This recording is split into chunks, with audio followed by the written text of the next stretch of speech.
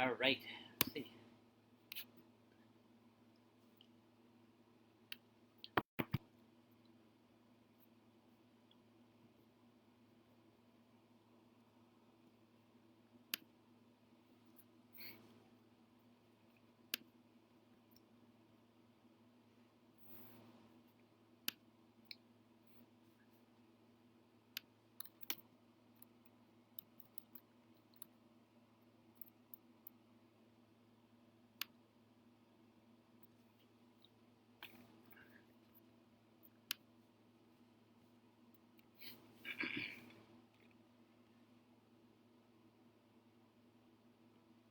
Can you all hear me?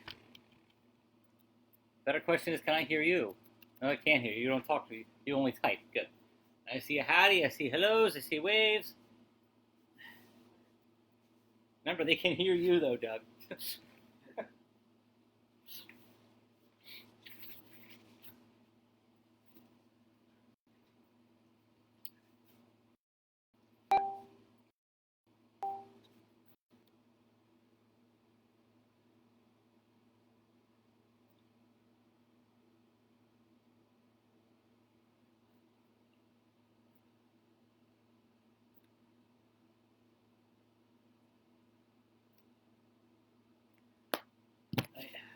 Oh, good. So let's see. So we got people rolling in. Good. Very good.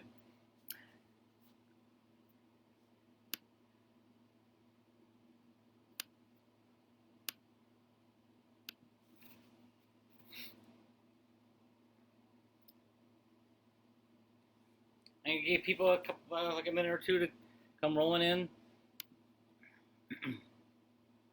Turn my volume up. It's up as high as it can go. Oh wait, hold on. Well, I'll hear myself then. Can you hear me all right, Vic? Or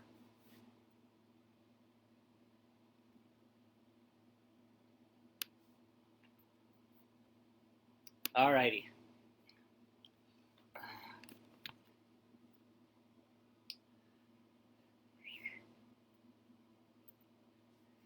Gonna give it another minute.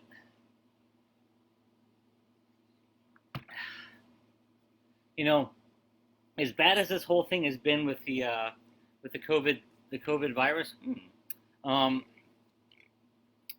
uh, one good thing is at least it's happening during a season where the at least there's stuff in the garden starting to come up that we can actually make tea with. So.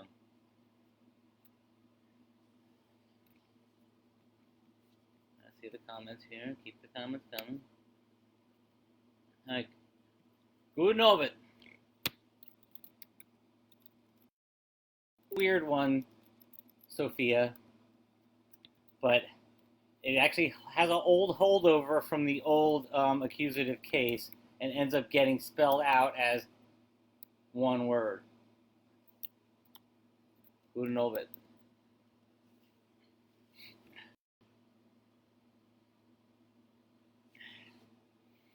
Actually, I don't know.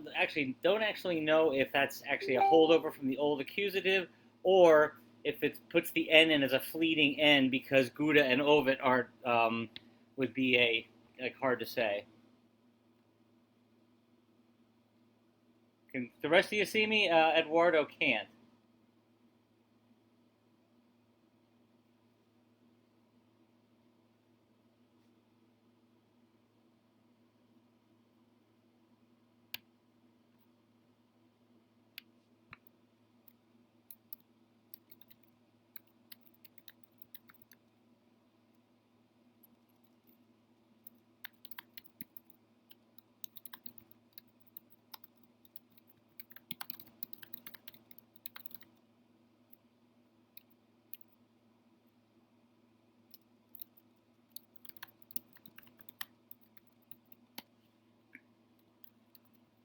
One second, just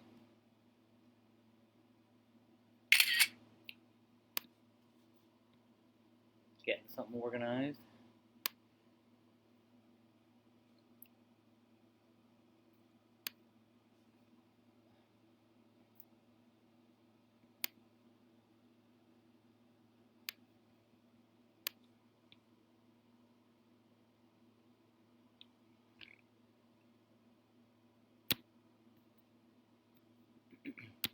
All right.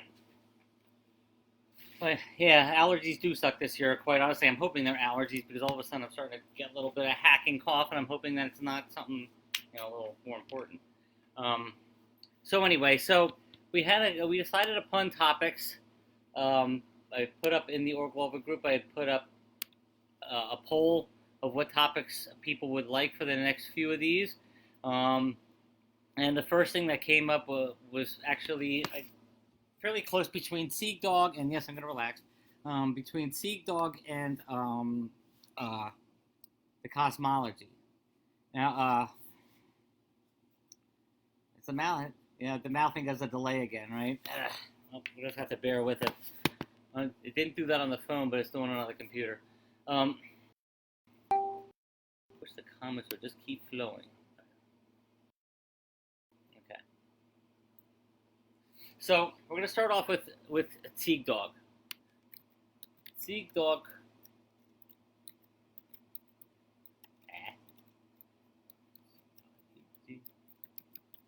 Ziegdaag is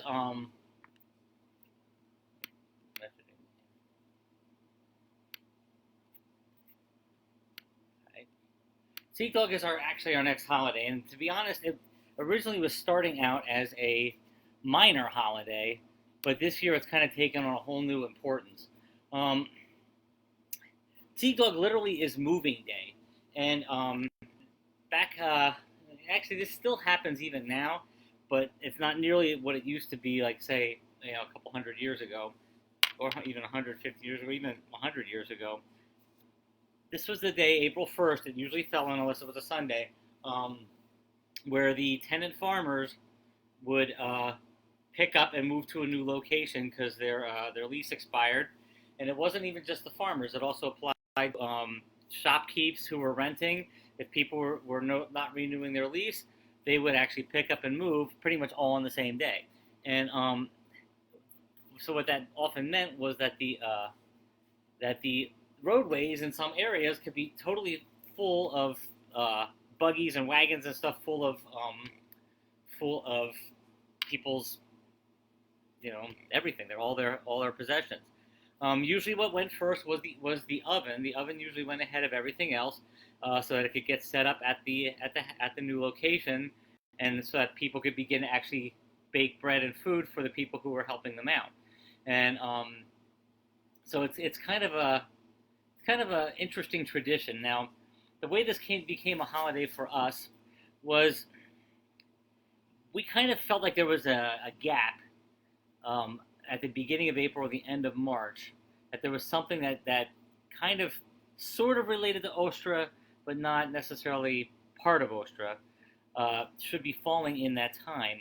And I started researching some of the roots and origins of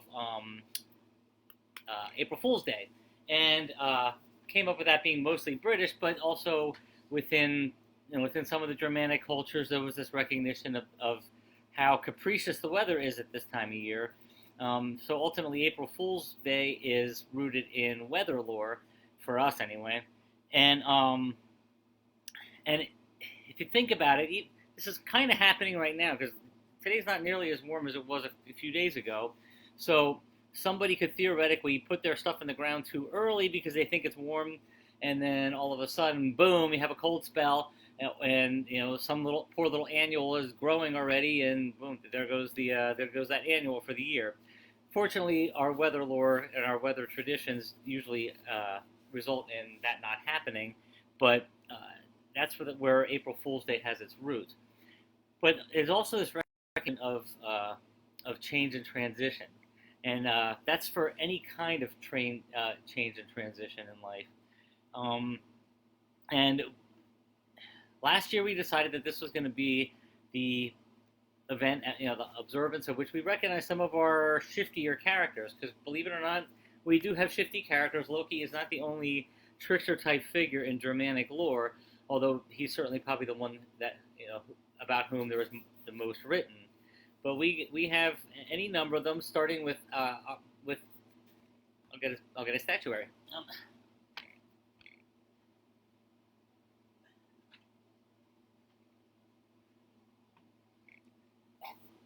With the giant.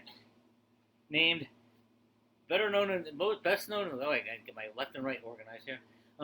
Best known as Rivetzal or Rivetzal in Pennsylvania Dutch, but we actually don't want to call him by that name because it is actually painful for him. But he is a mountain giant who comes with most of his lore out of the Silesian Germans and the Bohemian Czechs and the Bohemian Germans and the Poles. And he is a complicated character, and we'll be discussing him a little bit more at Ziegdaag because he is actually the primary one that we're going to focus on this year.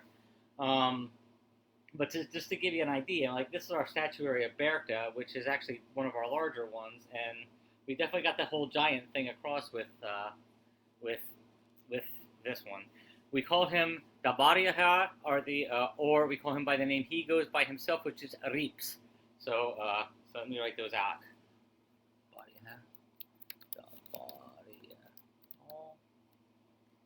And Rips. Alright. And put him back in his station.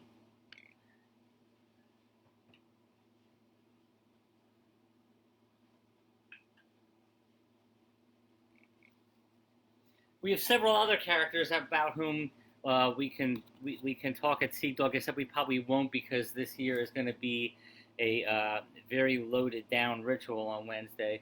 But one of the other ones is Schade. That's the name most commonly appears, Schadde, which literally means a shadow or shade. But some people also, Schade, okay? Some people also refer to him as Schade, okay, which is a misdeed or a harm or a shame. And so it's kind of funny because he definitely is one of the shadier characters in our lore. There's only one, well actually there's one fairly full myth that we haven't, every time I try to solve this one, I admit it's been complicated because there's a piece missing. But we have one myth about him that, to be honest, there's echoes of the whole Balder myth in this one, because what he does is he is very interested in Suna as his lover, but Suna and Moon are they are in love with each other. So what he does is he convinces the god associated with sleep, Shlum, to who might also be blind in our lore, by the way, to blow a dart that ends up putting Moon to sleep. Now, but the thing is, some reports of this lore, it's actually Suna he puts to sleep, and some it's both he puts to sleep, and that's where I'm kind of lost, and there's some complexities within the lore. And I probably have maybe about 22 or 23 people responding who were familiar with that myth in some way, but maybe 22 or 23. But then what he does is he rearranges them in the sky and gets them caught up in Erida's orbit, and they can not consummate their love. And this brings in a whole different meaning to eclipse lore for us, because for us it's actually a joyous moment, believe it or not, because that's when Suna and Moon actually have the opportunity to be together. But yet there's also these old echoes of old Germanic belief where you're supposed to go outside and make noise to, this the moon and the sun apart from each other. Then the next thing that happens in that lore is that even though they're not together, they're still actually able to have children. And so part of our folklore and our herbalism lore is that dandelions are the children of Suna and Moon. During their youth, they look like their mother. They have a sunny appearance, and then as they age, they begin to look like their father, where they take on this grayish globe look, and then the seeds go out. And so they say anywhere that the sun's beams and the moon's beams hit each other, that's where the dandelions grow. All right, so let's see. What else do I want to say? Who else we got? Schade. We have Till Allerspiel. Now, Till Allerspiel is very likely a literary character. This is, let me type it out, Till Allerspiel. And there's like books in German and Dutch and everything that relate to Till.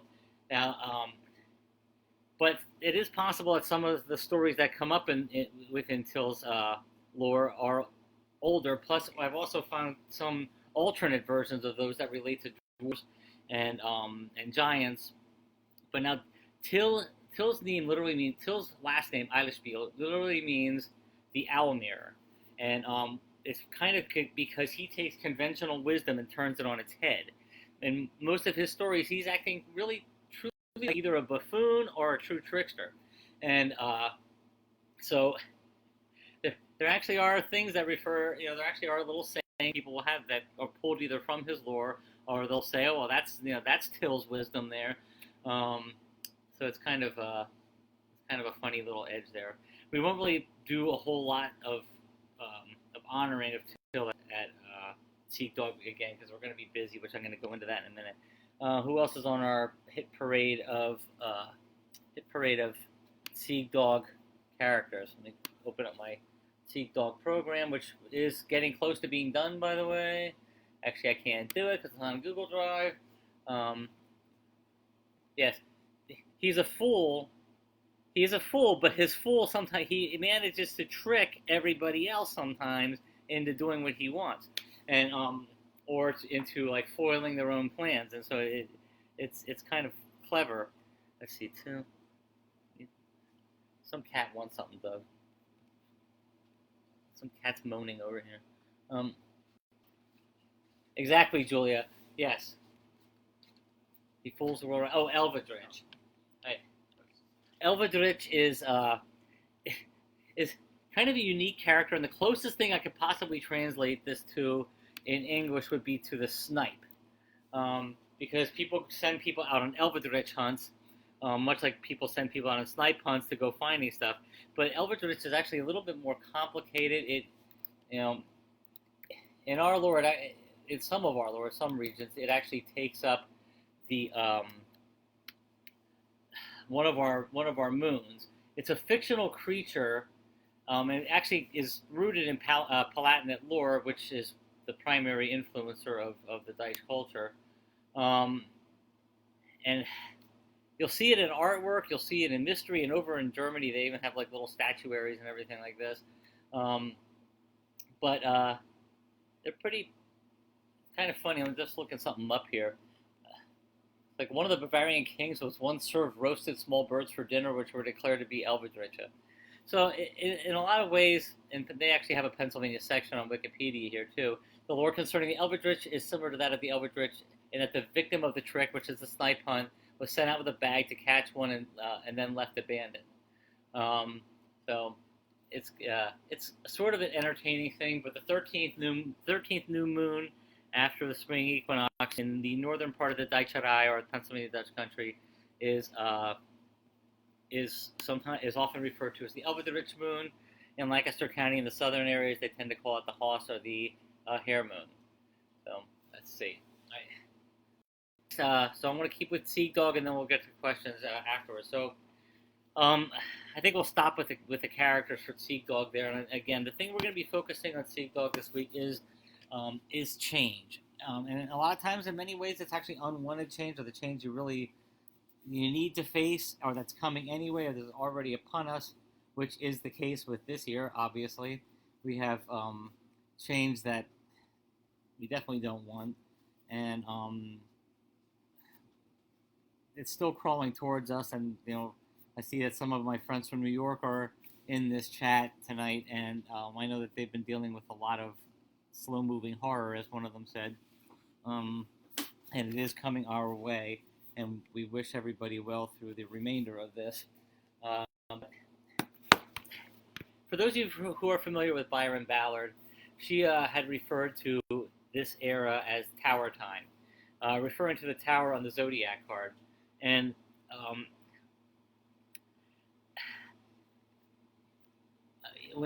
at Ziegdaag, I'm going to let her talk a little bit about that, because nobody can word it quite as well as she can. But I do believe that we are in a tower time, where the towers are institutions or social structures or like governments, but they're also towers that we have within ourselves, many of which are beginning to crumble because the system that we have here is is really not sustainable, and and so we're in a time of change already, and so our Ziegdaag is going to be focusing on the change within ourselves and the change in the world around us.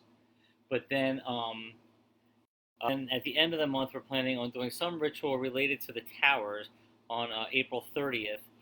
It's going to be separate from, think it's going to be separate from our Vonnegut ritual, because the one is definitely dealing with the towers, which we might just let alone, leave be, and not do any work toward.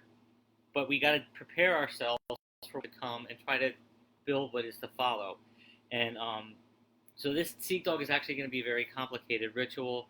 A lot of you are on it. If you're not, there is on the events list on the main Urglaawe group. That's where the information is about it, and you can read it. There's a lot of stuff that I posted within that event page. So let's see. I'm just going to check things. Is there anything else here that we have on Ziegdaag? Any questions that relate specifically to Ziegdaag? Where's my question thread? Oh, there it is.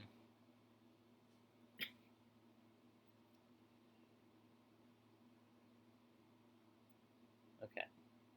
Yeah, most of the questions that are on the thread for that, which is brightly colored pink, blue, and purple. It says Urglaawe live Zwee questions thread. But I can see the stuff here, but it's passing by so fast that I necessarily I can't necessarily see all the questions as they're coming and going. So are there any questions related directly to Ziegdaag, which is this Wednesday? Our ritual is online, and it'll be at 6 o'clock p.m. Eastern Daylight Time. No more on Ziegdaag? Bueller? All right, let's switch over to Lewesbaam. Okay, so Lewesbaam, that is our tree of life. And, I'm gonna do something right here. Hold on. Because after our last chat, Richard actually posted something that was very interesting, but it kind of led into something that I think is actually worthy of bringing up here. I just gotta find it now. What led to the Seltzer woman? Right. And that is, how people interpret things. Rich was saying back on March 27th, I'm the type of person who will often use pop culture references to explain broader or more complex topics or concepts. Not because I'm trying to make light of the topic or the concept in question, but because I generally find that when I offer someone a familiar path to reach my understanding of the topic or concept, the conversation goes a lot smoother. And so that's how he drew a very short phraseology of Urglaawe is also true for hobbits. But the funny thing is that as I was thinking about that, and especially relating it to Byron's Tower Time, I'm going to post this right into our conversation that's going on right now, because it's actually kind of relevant. I'm going to let you all read it as we're going along here, because a lot of times we'll say things like, why is it that we all see so many different things when we're in a tree, or why are there so many different perceptions? And quite honestly, I think that many times we're actually seeing the same things, but we're interpreting them in ways that we can understand from our perspectives as people, but also from our cultural perspectives, or from what somebody a couple hundred years ago called, and that became part of lore, and then we go into that understanding that. And yes, Alavine, we'll definitely be getting to that. But I'm going to read this. It's sort of funny because I'm glad that Pete's on this conversation, because he was who I had in mind, even though he doesn't live in Sicily. But the most common number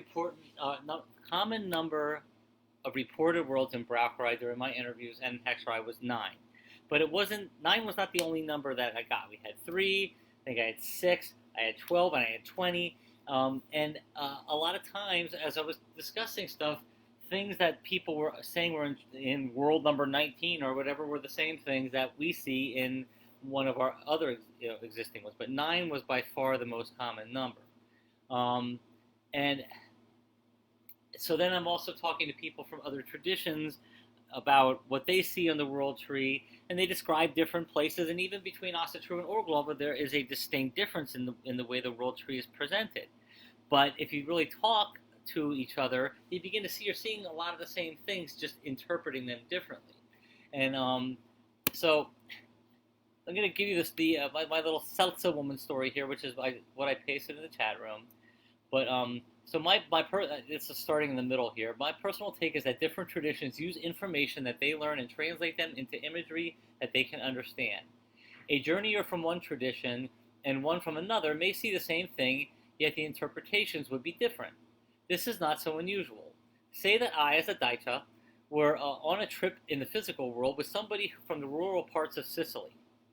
We journey into Bulgaria on foot because it's much more dramatic that way, heading for a village called Seltza, which is in the middle of the woods. Okay? We walk for hours and we are not sure whether we are going the right way. We sit down to rest. After a while, a woman comes walking towards us. As she approaches us, we ask, if we continue straight, will we reach Seltza? The woman nods, and she continues walking. After we have rested, my Sicilian friend and I stand up. I begin to walk in the direction that we were going. He stops me and says, no, we need to find the right way to go. And I'm confused. But that woman just said that this is the road to Seltza. Sicilian friend looks at me and says, no, she didn't say that at all. I'm like, yes, she did. She nodded her head. And the Sicilian friend's like, exactly. That's how we know it's the wrong way to go. So we dicker over this for a little while, and then I learned that in Bulgaria and in Sicily, the nod of the head means something different from what it means here.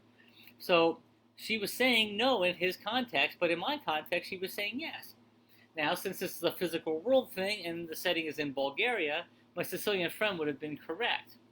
Had I been alone and kept going, the forest of Seltza could have swallowed me up, and in our imagery, it would have ended up being a dangerous place from which no one returns, even though I never got to Seltza to begin with. And the Seltza woman would become a character who waylays us from our journeys. Meanwhile, in his tradition, the Seltza woman will be wise and helpful, preventing us from experiencing almost certain doom. She might even be honored in a ritual before journeys to ensure safe passage or clarity of direction. So the cultural and individual context is important when understanding the tree. And so when we are talking about the world tree, we can recognize that there are differences in different traditions, but that doesn't necessarily mean that any of them is wrong. So let's begin the whole thing. Now, those of you, you may notice that I also posted in a PDF of a PowerPoint that we had done at Sacred Space on this topic last year. Then Michelle also put in a color picture drawing of what she had done to draw out the Lewesbaam. Now, one of the important things about the Lewesbaam is that we see ours definitely in 3D, and that's how we end up with these directional leaf names. And I got to open up that PowerPoint myself so I know what I'm talking about. And I'm not going to go through the entire thing, but again, if you can't find it, hold on, let me just post a shortcut in. That way you have it. Files. Our file section, by the way, has a lot of stuff in it, so if you're not using it or visiting it and looking through it, some of it's older now, but that doesn't mean it's not right. And let me go back over here, and here is the shortcut to the, that's not right, yes it is right, I'll find out. It should be right. It says preview though, I'll find out myself. Yep, that's it. All right. So, I'm just going to go through this.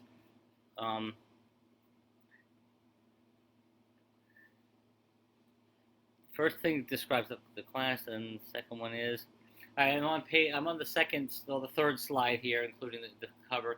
The tree of life, the world tree depictions exist in many cultures throughout the world, and we're no exception. Our understanding of the world tree plays a pivotal role in the Urglaawe cosmology and the philosophy and the practices of Braucherei and Hexerei. So, in this workshop, we will map it out and talk about it and describe its place in the forest of world trees. So, the next slide is relates to Michelle's drawing, and you'll notice that it is actually fairly integrated. The world tree is things do touch from one realm to another, and that's why we sometimes don't even we use the word realm or area, because it really is more holistic, actually, in some ways, than it is like separate realms on one tree. So the world tree, on the slide 5 now, the world tree is widely known among the practitioners. Most of the Hexerei practitioners were uniform at 9 realms, and then the Braucherei practitioners, we saw 3, 9, 12, and 20.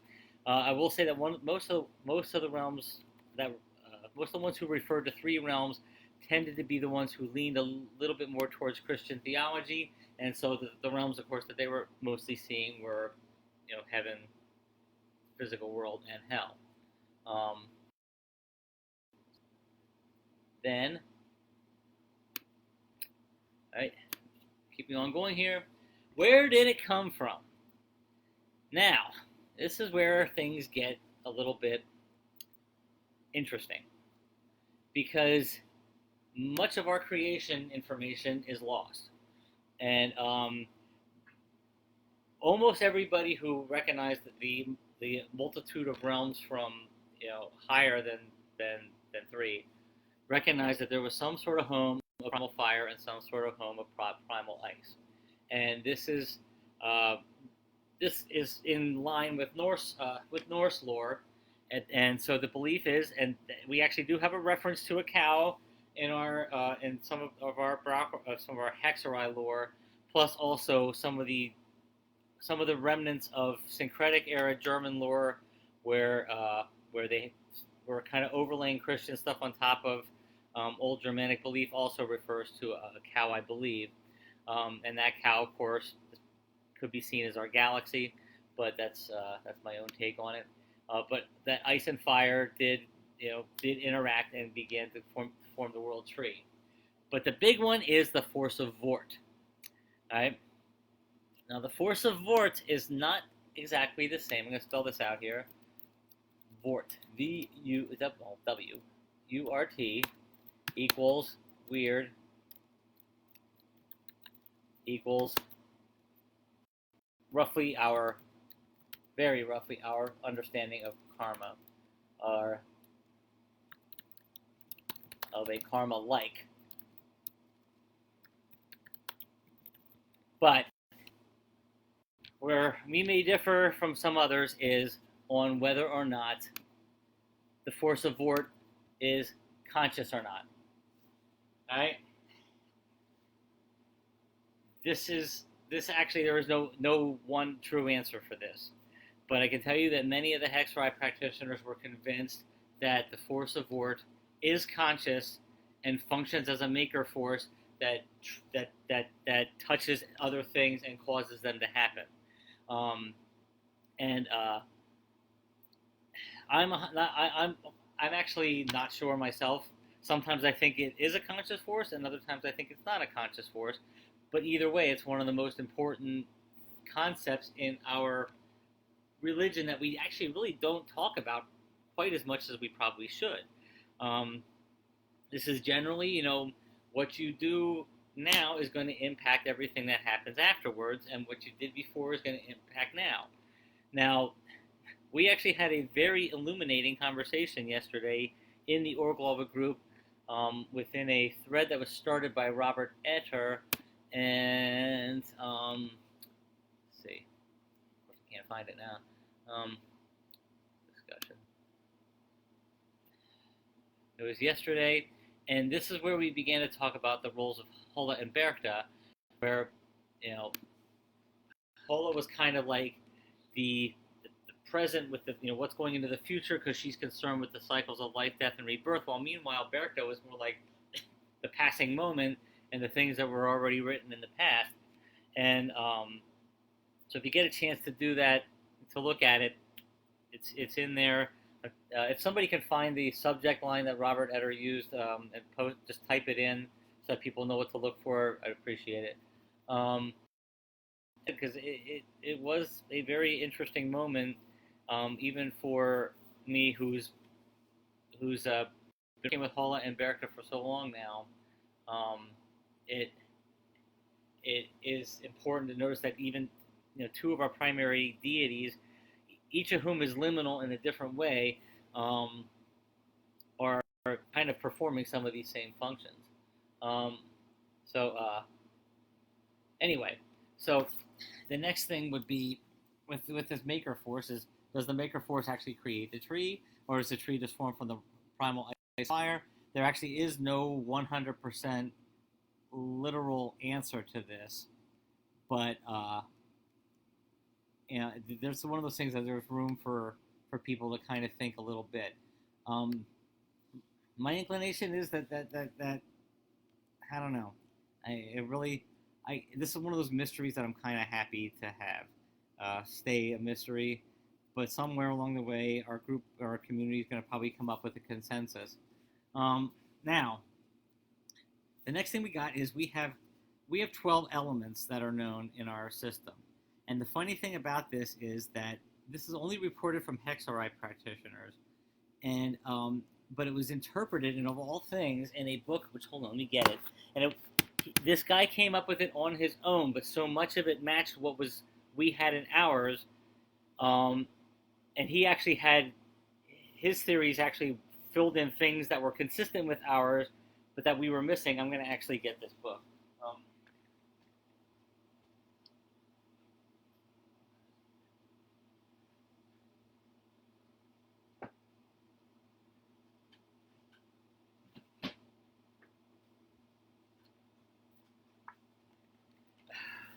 It's called Ig's book, and it has, from his perspective, it has absolutely no relationship to us whatsoever. But from our perspective, when I was reading it, it's like, oh my gosh, there's so much of the stuff in here matches our lore, at least with some consistency. The 12 elements were pretty much identical. There were a couple little minor differences, but his system was pretty good. It's a magical system that he devised. But for me, the most important thing was the elements, and the fact that he was naming them and relating them to runes in ways that some of our own practitioners had. And I don't think he got it from them, and most of those people are pretty old. I don't think they got it from him either. But there was some consistency there, so I kind of used that book to draw this out, because each of the elements is considered to be a formation of one part or another, one amount of parts of primal fire and one amount of parts of primal ice. So fire, for instance, is 9 parts fire and 0 parts ice. Ice is 0 parts fire and 9 parts ice. Time is looked at as 9 parts fire and 1 part ice. Air is, time is 8 parts fire and 1 part ice. Air is 7 parts fire and 2 parts ice, etc., and going down the line. And that those elements end up governing parts of the body and relating to the runes, and some of our dispositions reflect imbalances in those fire and ice things within us. Like we may have too much fire energy and not enough venom energy or whatever. And because within Braucheri and Hexeri, venom, whether figuratively or literally, is used as a healing tool sometimes. So let's see. Moving right on down the pike, and if you have questions, make sure you write them in the thread there that I established separate from the one we're chatting in now. So the order of creation. Now, our Hexeri lore actually varies from both Norse and from the German Heldenbuch. The cow comes first, then the giants, then the deities, and then the deities create the dwarves and the humans. And the fact that the deities create the dwarves and the humans is absolutely paramount to our purpose of existence. One of the theories within Urglaawe that was adapted from primarily, in this case, half Braucheri and half Hexeri, is that the gods, they want us to be at the end of this cosmic cycle where they were at the beginning of this cosmic cycle. And our purpose is to help to maintain order in this physical realm. And if we fail at it, they actually may turn to the dwarves, because the dwarves were their first creation, which I'm now on slide number 9. Actually, I'm not.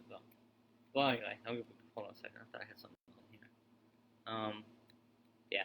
Well, anyway, the dwarves have the mental capacity to be able to maintain this structure, the physical realm structure, but they don't have the physical capacity. We have the balance between the two, and that's at least the theory. But a lot of stuff is metaphor, but that the dwarves are our, in a sense, our cousins. They're not created from our lore. They are not created from maggots on Ymir. They are actually created by the gods. So let's see. Then on slide number 9. So this is the big missing piece, and this has kind of come up in our conversations here recently also, is, okay, which god did all this creating? And,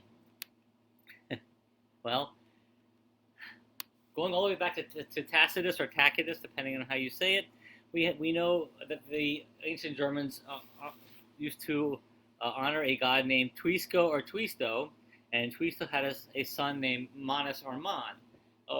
But who this god is exactly, we don't know. Some people say that this is actually possibly Ymir. But we do honor Tuisto or Tuisto sometimes just because we know he existed, but he is not particularly active in our lore. But pretty much all of our deities seem to have some role, or at least depending on whom you ask, in the creation of humanity.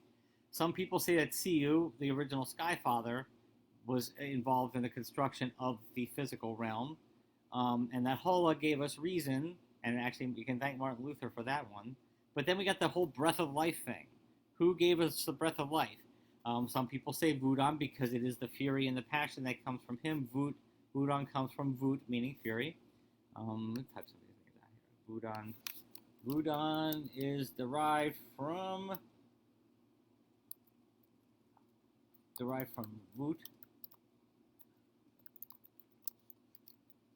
meaning fury. Right? And if somebody could direct folks to which thread it is that has that conversation, and from, I believe it was just yesterday that we had this, where we ended up with the whole assembly line concept, that different gods and goddesses gave us different powers within us.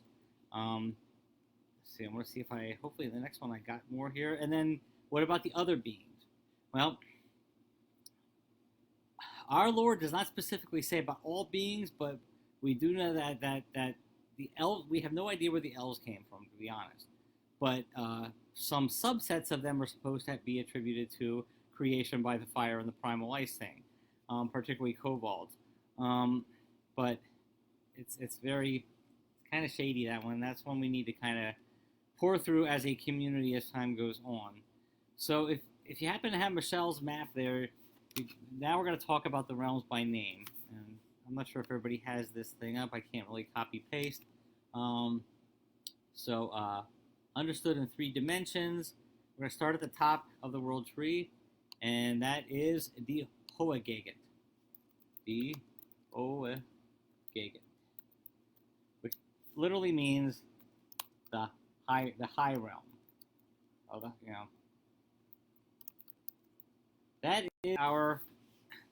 That's our kind of odd form of Asgard. And we're going to go into we'll describe each one of these as we're going through.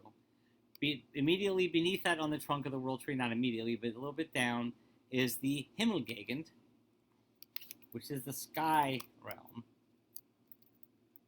or the heaven realm. Then, below that, we have where we are, as Hatzholz, or the Heartwood. That's where you keep your stuff. Okay? As Hatzholz.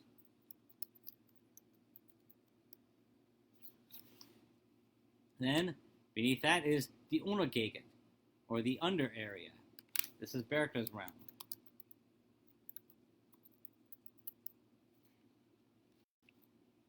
And beneath the Untergegend, we have the Dunkelgegend, which is Halle's realm. And we are going to talk about each one of these as we go along. But then we have the branches, okay? Because it is a tree, so the tree has its trunk, and then it has the kind of 3D branches that go around it. The top one is the northern leaves, or die Naadblätter.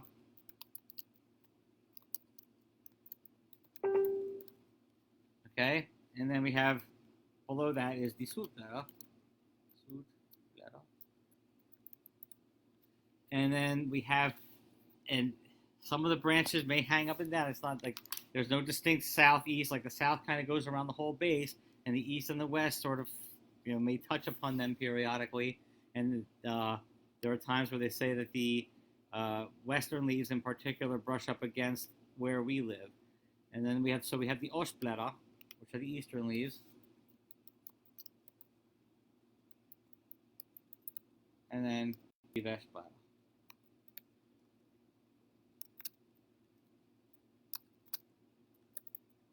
All right.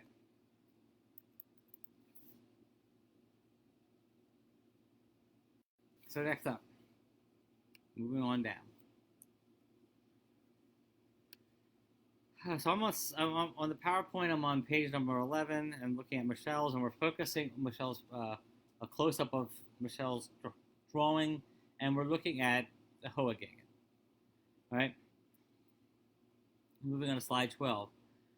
That is the home of the gods, the home of the deities, and this opens up a whole discussion about: are there, do we have one tribe? Do we one tribe or two tribes? Do we have an Asir and a Vanir? And this is open for debate because people do mention them, but most of us actually don't think that there are two separate tribes of them. But if they do, because a lot of them are, even though a lot of us don't believe that they have the separate tribes, we do identify quite a few of them by their tribe. Basically, among the most common ones that are considered Vane, that are not necessarily known in the Norse lore, would be Berchtesgade's, Ostra, Helling, Nacht.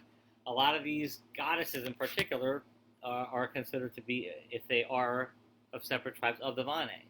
And which most of those goddesses, particularly Hol and Berchtesgade, are very old. They're very old goddesses. But now, as Michelle said here, or if there are two separate tribes, it's irrelevant. And yeah, I agree with that. It's just the academic discussion. So around the Hohegegen, there is known to be a wall. There are known to be halls. There are known to be forts. There are known to be castles. All right. Tsiu holds his court there. Okay. Wudon has this hall there, which, the name Valhall didn't come to us, but would be the same place. And there are entry points on the Lewesbaam that are guarded. And invaders, the frost giants, invaders from the Naadblätter, must walk around the wall. All right.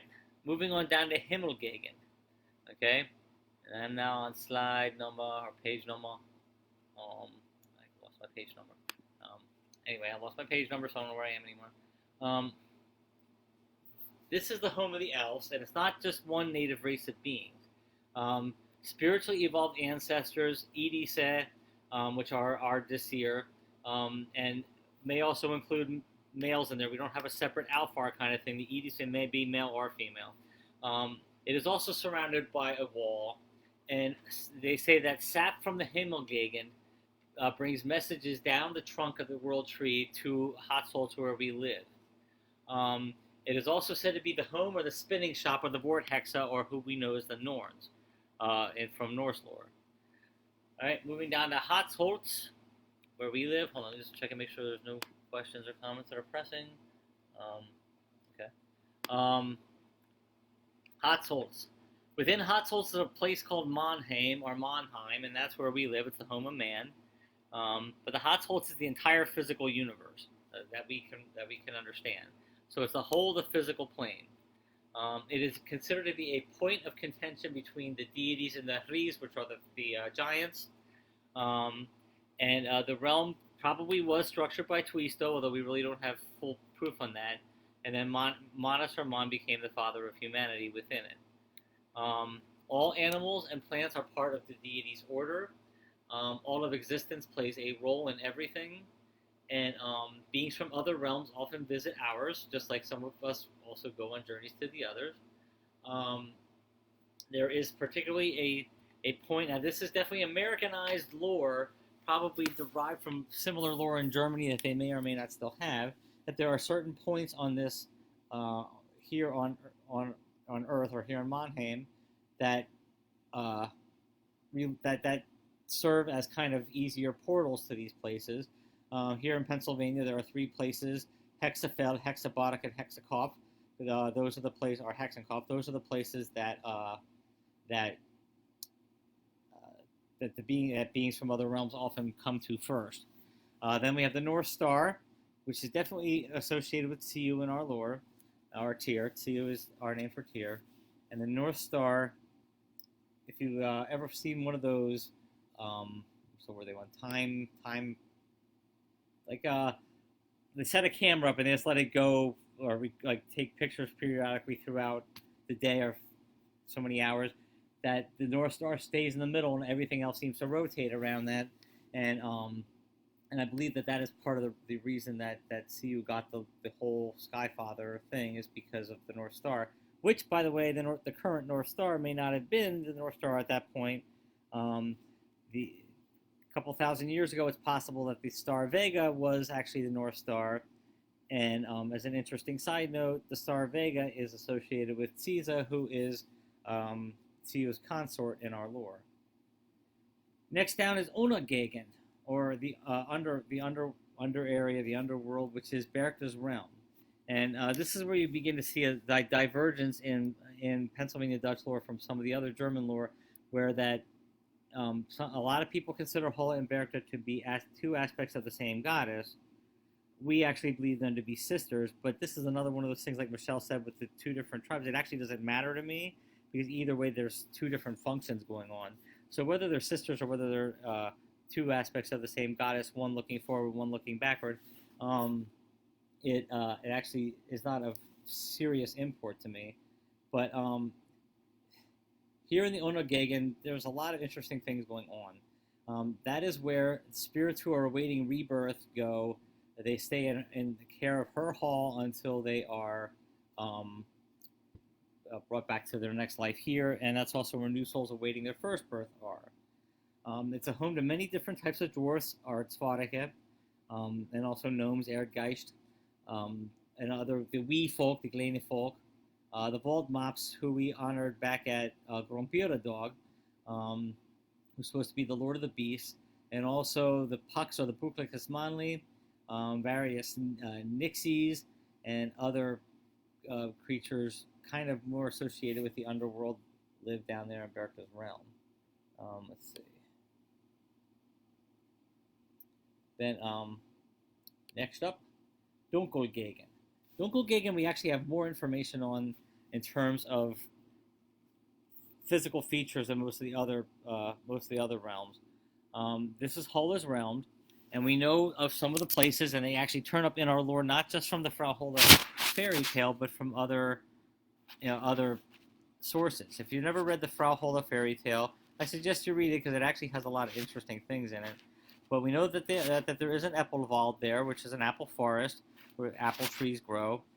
The roots of all elder trees, and this is, obviously scientifically, we know this is not true, but the roots of all elder trees, because they could spiritually reach down, or supposedly come down in three streams, which, by the way, are three springs, I should say. They do exist at Hexenkopf, Gvellendi, Sprulendi, and Fliesendi, and the spirits, or people who are journeying, can oftentimes ride the streams down into her realm. Then we have the Bolvis, or the Flax Meadow, because Holle said they've given us flax. Her her hall is very simple and plain. It's as high as they are the cottage, but a whole lot goes on there. And then we have what is becoming more and more, I think, important is a place called uh, the Weiberfeld, or the Field of Wives, or the Field of Women, and it's kind of a place where the wise women who continue to serve Hola after they've passed on live, and we're seeing a discussion of things that happen in that plain today, or on that field, and that might be something that Michelle could write about later on from her experiences. And then we have the meal, or the mill, and there it has a giant grindstone named Selbrecha, which the Selbrecha is the grindstone that grinds the souls down into their various components. When the mill is, that is our figurative place for the termination of a soul. It gets crushed apart, and the certain parts of it will go up to Unergegen, and well, actually, will come out of the mill, get reformed into new soul constructs, and then go up to Unergegen to await being reborn. Then we have some creepy characters down there. We have Der Waldmann, which he is said to be a shape-shifting character who is appears as extremely attractive to whomever he encounters, and he tries to lead souls away from Haller's realm so they do not get to remove them from the cycle of life, death, and rebirth. It's kind of like a final test for some people before they go into the next next life. And then let's see, we have the shadow beings. Now, the shadow beings are they're very creepy. They're not. These are not slicks, by the way. Slicks are invasive from somewhere else, but the shadow beings, they apparently supposedly can, also kidnap people on their way through the realm, or they can test people. And then we have the sappers. This is the home realm of the sappers, and sappers are very active everywhere. Their sappers are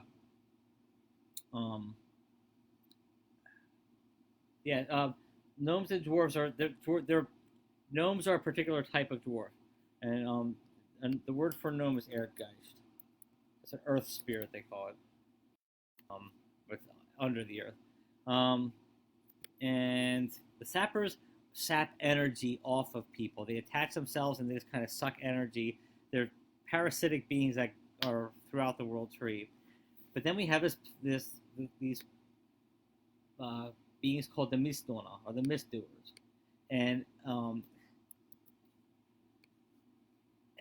it's kind of our version of the Norse Nachtstrand, where you end up. Some beings can end up in there because they live their lives so poorly that they need to spend some time away from everything before they can get put back in the cycle of life, death, and rebirth. They are, from what I understand, and there's not a whole lot of information about them, but from what I understand, they are not there permanently. It's almost like Hulla's purgatory. I don't know, but you don't want to end up there because it's not a pleasant place, from what I understand. It's not torturous or anything, but it is isolated. And for those of us who are extroverts and freaking out from this, I can only imagine what it's like over there. All right, so now I'm on slide number 23. And now we're going to go out to the tree branches, and we're going to start with the northern leaves of the Nabblätter. All right, this is the home of the Raifries, or the frost giants. Okay, they are the enemies of the deities, although they can sometimes do business. And they're the personifications of primal ice. We know the names of some of them, like Dreitze, Dax, Fatze, Feta, and Fufze Fuchs, who actually lead armies into our realm. I'm going to paste that name in because you may not have heard it. But we have two little stories, actually one myth at two different times a year that relate to these three. Dreitze Dax means 13 badger, who leads armies to attack our realm, try to destabilize it on the night of May 12th into the 13th. Then Fatse Feta is literally means the way it's written, the way they spell it, and the way it comes across, that literally means 14 fathers, but that's not what it actually is. Um, the Fatse Feta in this case very likely is just typed wrong, spelled wrong to keep the V's going the whole way, the vowels going the whole way. It actually probably should be Fatse Feta using a very localized dialectic word for quills, like a porcupine quill. So it probably means 14 porcupine. Also comes in attacks, and during this time, Duna is training the Butsaman how to fight them. And the final attack comes from Futse Fuchs, or 15 Fox, on the night of May 14th and the 15th.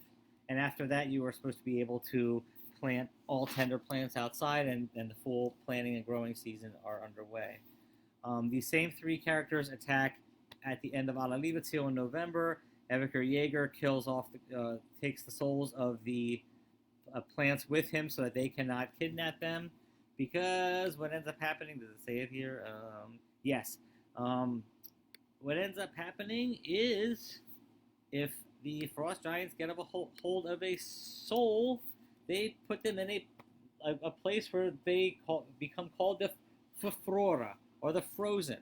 The giants want to make sure that as few souls as possible get put back into the cycle of life, death, and rebirth, because as we're evolving here, we're supposed to be stabilizing this realm, so they want to remove as many things from stabilizing this realm as possible, because the hot souls for the middle of the world tree is a point of contention between the gods and the goddesses.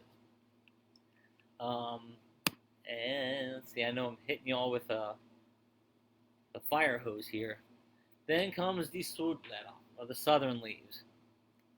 This is, this is slide number 26, or page number 26. This is perhaps the least safe space on the whole world tree. It is the home of the fire giants, personification of primal fire. They are enemies of the deities, and they're also enemies of the Rifries. So we have the frost giants and the fire giants do not get along. Now they also kidnap souls, and they take them to a place where they become known as the Fabrante, or the Incinerated. You gotta love that one. That the souls that go there, and all right, a soul that's captured by the frost giants becomes frozen.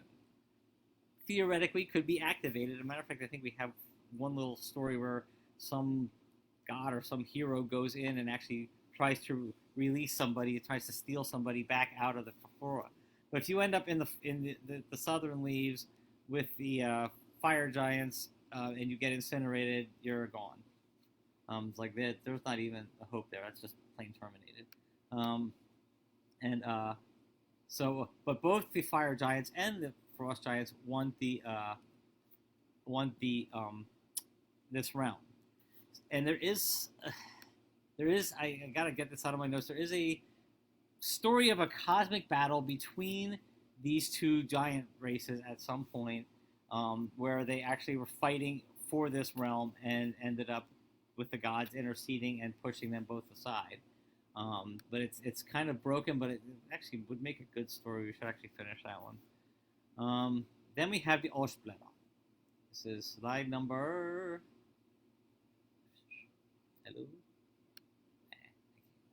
28. All right. In Braucherei, the eastern leaves is called the place of magic, but it's actually much more complicated than that. There is a great repository of Maya, or the life force energy, and this is the realm associated with Weiskepiki Fra, or the white-haired woman who is our personification of that life force energy. It is, and I've done my journey work to this realm. It is very bright, and various races live there. The natives are the kobolds, who are a form of elf. And kobolds can be allies to us, and sometimes, but like any other elf, they have their moments where they're kind of tricky. But then Veshbleda. And now the Veshbleda, this is slide 30. This is the western leaves. It is the most traveled to spot on the world tree in our experience. And it is kind of, we call it Grand Central Station jokingly, because it appears to be the place where evolved spirits from for other beings from the Cotswolds go, while our ancestors go up to Himmelgagen, or I'm sorry, our forebears go to Himmelgagen if they spiritually evolved.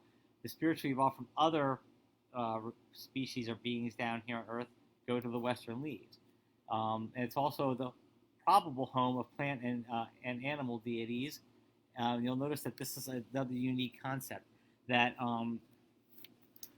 we have our deities, but there's a belief that plants in particular, but also possibly animal, have their own set of deities. And like for instance, that the plants, even though they were said to be created by our gods, that they have developed their own deities among them, and we actually have the names of some of those deities, and you can actually appeal to some of those deities for helps with the plants. And it's an interesting concept that these other beings have their own sets of deities. But then, if you think about it, well, why not? How that actually plays out, though, other than our plant talking and our herbalism lore, is something that we really haven't worked on so much. Now, there is a cosmic wind. All right, there is a cosmic wind that it's like the ether, I guess. I don't know. But that cosmic wind does blow the Western Leaves up against the Cotswolds more. And that's one reason that it's said to be the easiest realm to jump into. And when you go to the Western Leaves, it is generally like a Grand Central Station. Now, this is going to sound very woo, but the whole conversation is woo. But is it? Yes. Woo-hoo-hoo. There is a lot of people have been sensing from different traditions trouble on the tree, and where it's been showing up in our experience has been that there's kind of a war going on in the Western Leaves, and that is causing kind of, it's like one of those towers that I was referring to earlier, and that is causing instability in some places, and it appears to be something that's outside of our control. But I'm going to talk about that in a minute because it relates to something else. So, actually, I'm going to talk about it right now. Mysteries of the Lewesbaam. This is slide number, or page number. Can't get the page up. It's annoying. Oh, there it is, 31. All right, that it is one tree in a forest. All right. This was adamantly told to me by one Hexerai practitioner, and spiritedly told to me by numerous others, is that, essentially do not mistake the complexity and the enormity of the universe, or the multiverse, actually. That we are on one world tree, but there are other world trees. It is a forest of world trees. The existence keeps going, but that these trees are connected down at the roots, like the roots touch upon one another. So it theoretically is possible to go from one world tree to another, although I don't actually know anybody who's done it. The funny thing is that science is kind of showing this lately. I think within the last couple of years, they've talked about how plants communicate with trees communicate with one another through this network of their roots.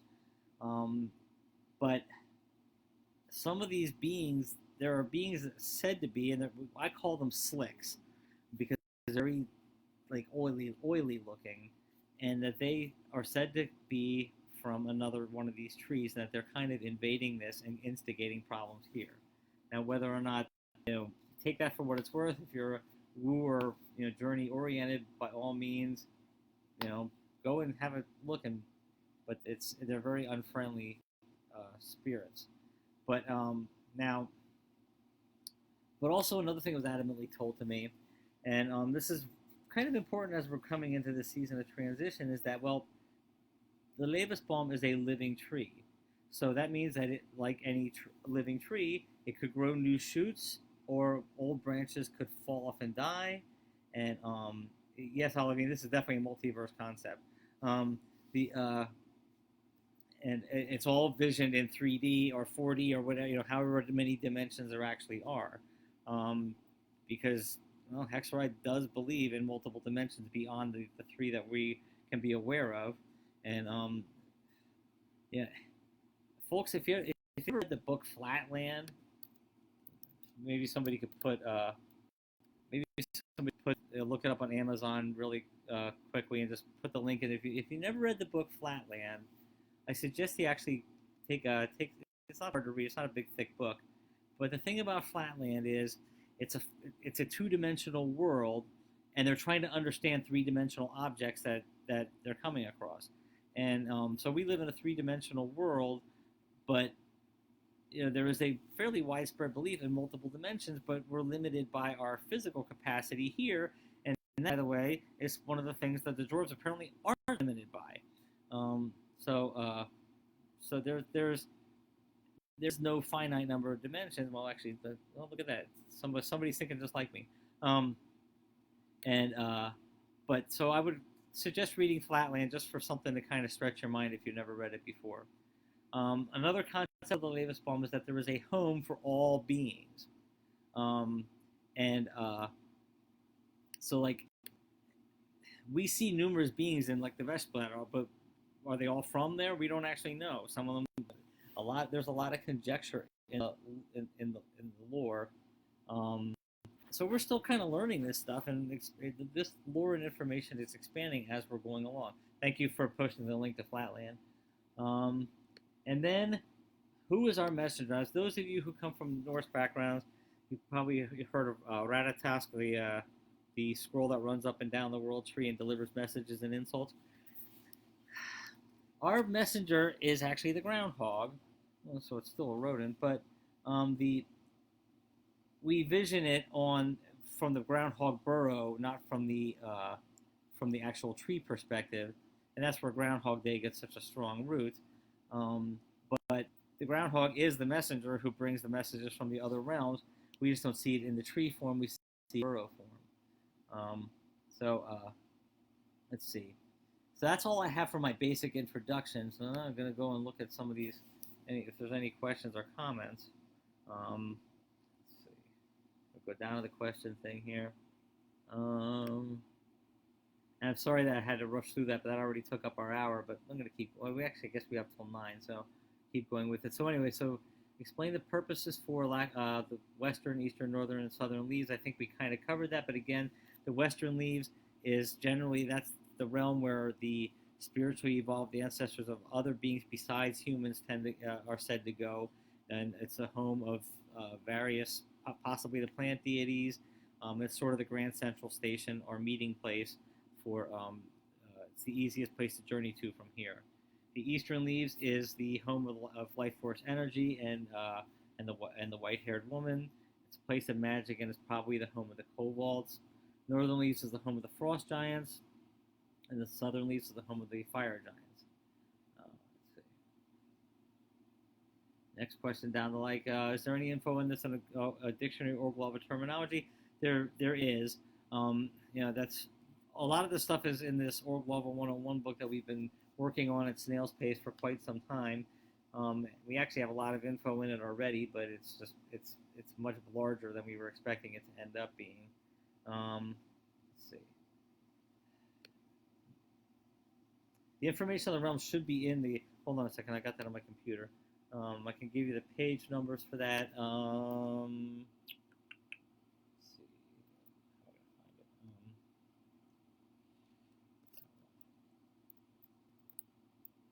I find it? There it is. I'll give you a page number, Janine.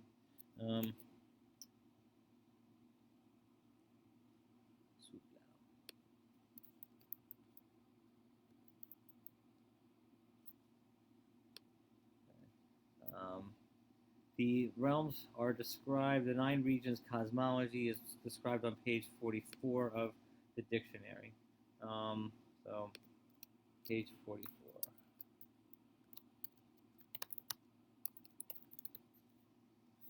And this stuff actually has gotten fleshed out since the dictionary was written. Victoria explaining the purposes of the different areas of the Dunkelgegen. I think we kind of covered some of that, but the Heisley, even now, even within our lore, there is a sense that Hulda protects the souls of children who die before baptism, or who die as orphans, and until they can get cycled back out, that they will spend time with comfort in her cottage. Um, oh, by the way, if you ever watch the Twilight Zone episode where the children drown in the pool, I'm pretty sure it's Twilight Zone. It's like a Frau Holla thing, all in one. I can't remember what the name of it is called, but hold on. Twilight Zone. Children pool. Let's see.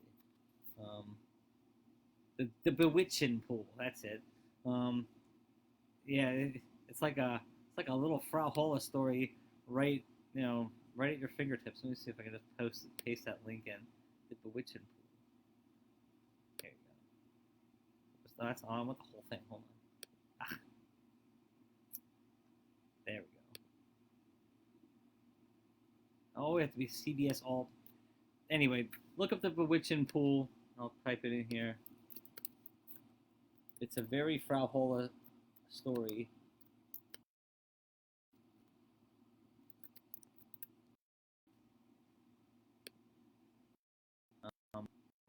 And in the story, in the tale of Frau Holla, the heroine and the antagonist are both tested by how they handle things when they fall into Holla's realm. I actually think that the entire story of that is a metaphor for life and rebirth, with the heroine having a good new life when she comes back up, and the antagonist having a poor new life. I am quite sure that I have that written somewhere on urglaawe.net. I'm going to post that in if I do. Let's see. Spindle. Frau Holla from the Urglaawe perspective. There we go.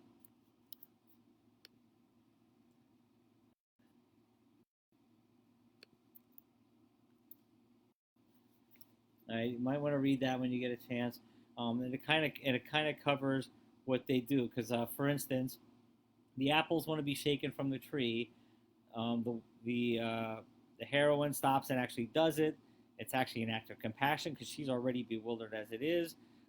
Same thing with the bread that's burning in the oven. She brings relief to others. Meanwhile, the lazy girl, she's just treks past everything that's so um, self self-absorbed that she doesn't even notice what's going on, and she ends up getting punished for it because actually we'll go into this in a second. We still got time. Let me see what else I want to talk about. Then the Weiberfeld. Yeah, I'm gonna let Michelle and Vic at some point, if they want to write about this a little bit from their experiences. Um, the Weiberfeld. That's where I feel like a lot of. I actually kind of feel like some of our forebears in Braucherei and Hexerei may be there. It's like we're the wise women or men for that matter, even though it's named for the Weiberfeld, where they end up going to continue to serve Holla in the afterlife. I'm going to mention another character. I'm going to type his name out here because it definitely applies to that. You oftentimes hear us talking about a dude, Raya Eckhart. Raya Eckhart is I'm kind of a fan of a good Raya Eckhart. He's a German psychopomp.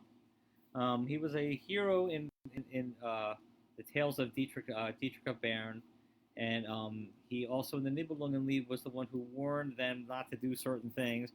But they say that he served Holla in his life, and then he serves her in his death. He is the one who walks ahead of the hunt, warning the living that it's coming and to be prepared. Um, and in our tale of the Vonnetzeit, which is coming up at the end of April, he is also the one who leads the souls directly from from Holla's parade right into the mill, So he leads us to where he leads them to their end and to their new beginning. Let's see what else we got down there. The Bolvies. Bolvies, I have to look up because there's very little bit, but it is known that there was a flax meadow there, and that is where the flax came. That Hola is credited in our lore with giving flax to humanity. And I think I'm forgetting some other stuff we have written about that off the top of my head, but we can look into that later on. Let's see, is there any other questions about? Let's see. I seem to have covered all the questions unless there's others that I'm missing. All right, so let's talk about something else related to that. All right, many of you are familiar with the 9 noble virtues that a lot of heathens adhere to, and the funny thing is most of those exist with Urglaawe, although not specifically stated as such. But the 9 noble virtues do not necessarily have such a noble origin as a concept, but by themselves they still have value. But we look at them a little bit differently in Urglaawe, perhaps from some of the others. We actually have 18 virtues, and many of which are derived from our folk practices, plus from some of our folk tales. So let me see if I can copy paste these up. Alright, so now I need the Ryan head. Alright. Alright. Come on.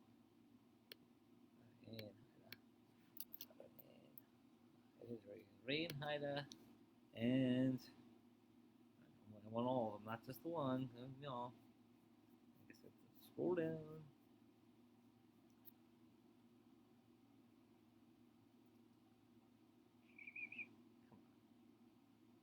Sorry, folks, I'm having a little technical difficulty with my computer.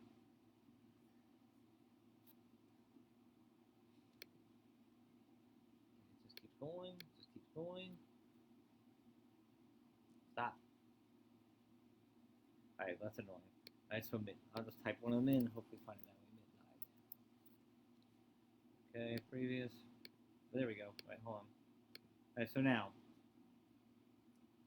we used to separate them. We used to deliver them in the context of shoot, it's not let me copy paste of the 9 noble virtues plus the 9 ancillary virtues. But now we treat them all as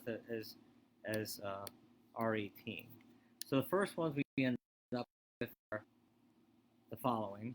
We end up with discipline, perseverance, honor, courage, industriousness, self-reliance, fidelity or troth, hospitality and truth, and then we have our others. I might go into this more detail in the future. I want to get this because it's very relevant to Hola. All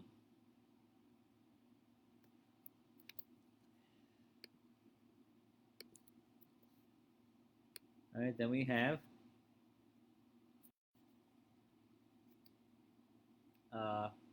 Edelmut or generosity, spirituality, compassion, curiosity, introspection, self-improvement, stewardship, kinship, and wisdom.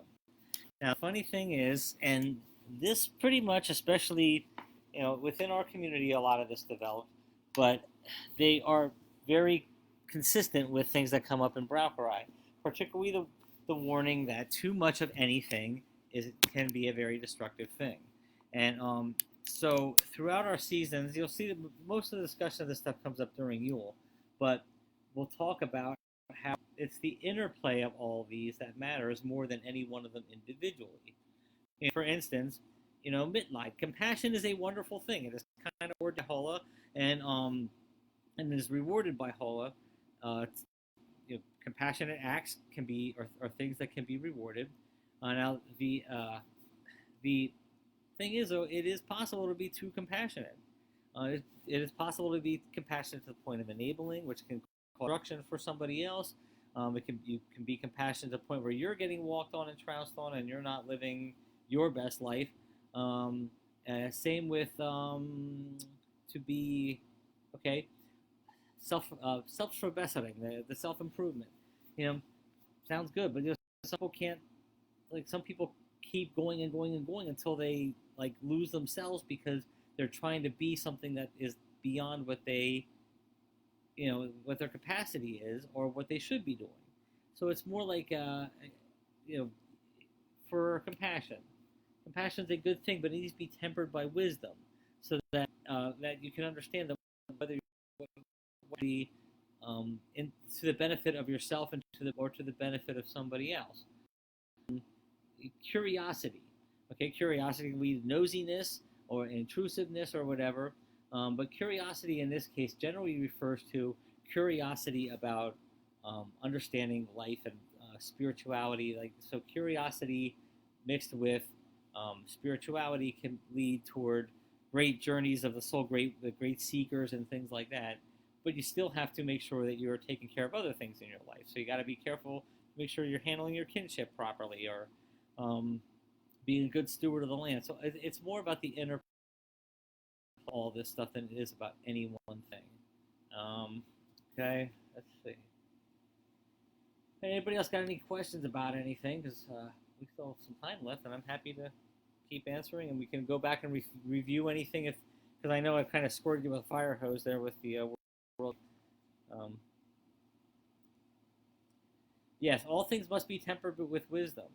Now, here's a question for you: is it possible to have too much wisdom? That might be one of the ones that, as long as it doesn't lead to arrogance, much like courage, oh, okay. Let's talk about this one. Honor. Honor. Oh, we love honor. Everything is about balance. Right? Says the Libra. Everything in Brauch and Hexerai and Urglaawe is about balance.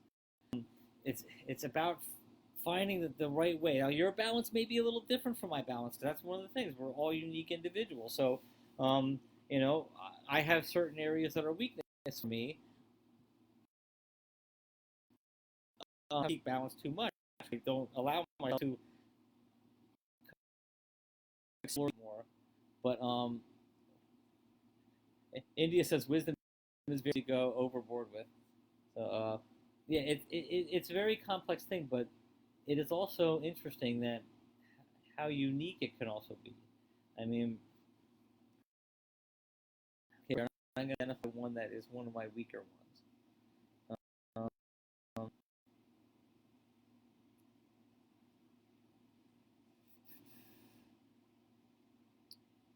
right, self-reliance. Now, self-reliance,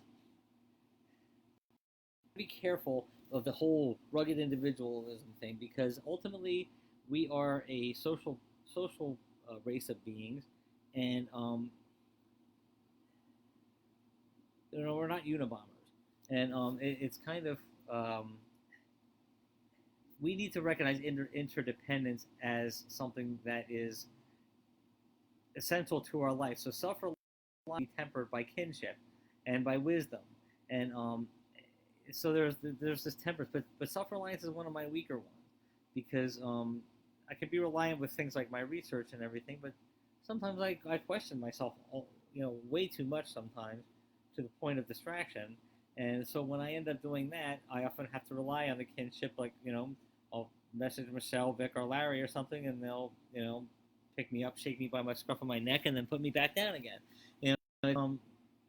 Those are the kinds of things that we actually need. Well, okay, Olivine makes a good point here. The self-reliance out of balance is part of what is being shown as an issue with COVID. Self-reliance and honor, I think, are two of the more complicated, because we, especially in America, we like to hold this whole rugged individualism thing, and this for me causes, because I'm fairly conservative in some regards, particularly when it comes to financial stuff, but when you see something like this happening, you recognize, what, none of us has the ability to fight this whole COVID thing on our own. And you got the people out there, the ones that I think Olivine's referring to, who aren't, okay, the rules don't apply to them. They're going to go out and have a bonfire with 60 people at their house, and they're going to call it a COVID bonfire. That kind of idiocy is just beyond the pale. And the rugged individualism thing, that's great propaganda for getting people to move out into the West and to settle and to and to establish the country out there further. But once that's not so good for people who live in communities where we have to drive on roads that are shared, we have to go to schools that are shared. Like we are interdependent beings. Now, where I sometimes have the issue is with the force of things. I would much rather have everybody chip together and do it, but unfortunately, that's not the reality because everybody's too busy being it. Sensibly would work. Like if we all lived in a commune and we're all there and we all, are growing mushrooms and selling them at the farmers market, and we each give 10% of our income to the Common Kindred Fund, and blah.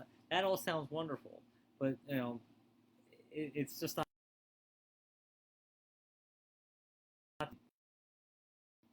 I wish it were, but honor causes more spats than any one of these things, because you ever notice that anybody, and this includes all of us to a degree, can rationalize anything to be an honorable act on their part and dishonorable on somebody else's. So, like, the definition of honor definitely shifts from one person to another. And talk about honor all the time. Lifting the hammer is all about honor, and yeah, that's a rough one. And honor definitely needs to be tempered by a lot of these other ones, because the definition of honor tends to change, um, from person to person. I want to see what John's typing here. You're asking me for a loan? Well, you're barking up the wrong tree there. Let's see. Let's see. Yeah, yeah. It's yeah. Self-reliance. Okay. So it became unhealthy to do so. Yeah, I kind of agree with that actually. Um, so what do we got next? Anything else that's on missing our hip right here? Refresh this page in a bit.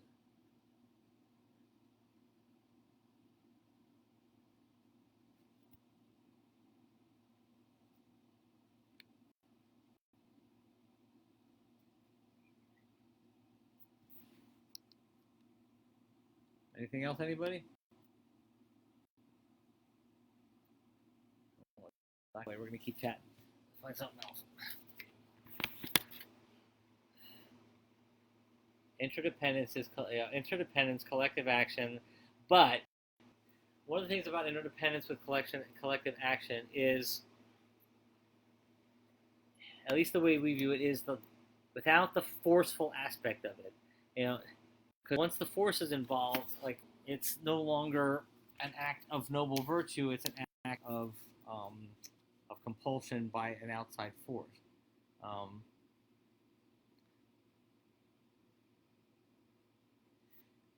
just on how we can have healthy interdependence as humans. Okay, well, interdependence. I'll, I'll actually I'll actually submit for your consideration that interdependence and self-reliance are actually related to each other very closely. Um, this comes down to, actually, use gift for a gift. All right. One of the biggest problems that I've had historically and it required a mind shift on my part was the gift for a gift concept, because I don't always feel comfortable taking gifts, and I know a few others in this very chat here who also have trouble taking gifts. They're perfectly happy giving the gift, but taking the gift, they sometimes feel like there's a sense of obligation that they may not be able to rise to, or somebody gives them a gift and then they're not able to give a sufficient gift back. And there are ways around that in Barakari and Hexari that can help everybody deal with it. Matter of fact, somebody take a note down that maybe gift for a gift, the whole gift giving concept, and when that there are times where it's actually inappropriate to do it. We'll try to cover that in our next little chat. But it took a mind shift for me to be able to take gifts, and a lot of that is the fact that I'm not being self-reliant or interdependent in those cases, because sometimes your self-reliance requires you to make use of what is in front of you or what is presented to you. Um, yeah, it's and that's a rough one. I mean, but if I'm trying to be self-reliant on something, say that I need hmm, say that I need raw milk, okay, which I can get at the Amish market right down the street here. But say I need raw milk, and raw milk is something that I am consuming increasingly for various reasons. But the whole milk isn't quite meeting my needs for for calorie count or whatever, and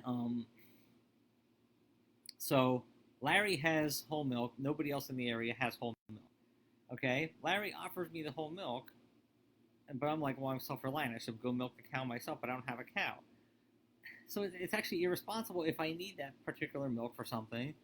It's actually irresponsible of me not to take the gift from Larry and then return another gift fairly when one presents itself. And So self-reliance sometimes does include being interdependent, because if you're not taking advantage of something that you need or taking use of something that you need, and you end up suffering a consequence of not taking it, that is the exact opposite of self-reliance, and you have just done something that harmed yourself. So, yes, and yeah, Michelle, self-reliance can also mean recognizing where you need help and where to go to get it. I don't know what you're talking about. I haven't the foggiest idea how that would ever apply to anything in anybody's life whatsoever. Oh, we're all called out, India.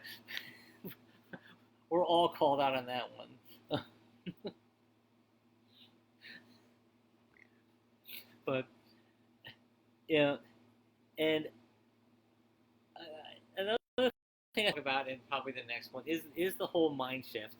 Um, we talk about the mindset shift or the mind shift. Excuse me. Uh, when when we talk about the conversion to heathenry frequently, and this pillow is really annoying. Here, cat, have a pillow. Um, and The mind shift is probably one of the harder things to actually undergo, because we live in a society that is very heavily dualistic, um, because of its strong Christian um, you know, foundations. Um, and when you become a heathen, you need to begin to take apart some of the things and the way you judge things and the way that you look at things, um, and the absolutes of something being sacred or profane or 100% right and 100% wrong begin to take on a different meaning, a different understanding. And I think that this is another one of these things where like even like just the mind shift is very difficult, and what you end up with in many cases are people who have made the religious identity shift but have not made that mind shift. And so what you have, what I, for one of a better term, you have like Christian dry drunks, or fundamentalist dry drunks, where you really see that coming across is in people who, no offense to anybody on this list, but who take the Eddas, for instance, as gospel, and that they are exactly like you have. Well, the Edda says this, and they thump the Edda around the same way that Jerry Falwell thumps the Bible, or thumped. I'm not sure if he's still alive anymore, but and that's a very important thing, because most of the time, myth is metaphor, and you're supposed to glean from it that are valuable concepts, and then you're supposed to apply them to more areas of your life. And actually, I got another book here that I'm going to show folks. You might find interesting. One second.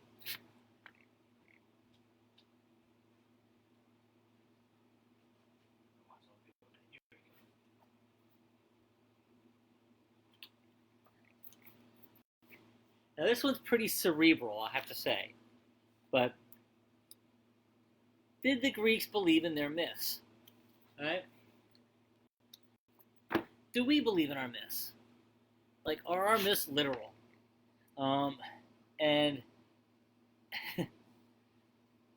I don't believe our myths are literal, but I believe our myths carry so much information and so many messages that they are actually far more important as metaphors or concepts than they are as literal stories. And that's kind of what goes on here. Although I'm sure some Greeks did believe in their myths, and quite honestly, that book is so scholarly that I'm only about 2/3 of the way through it.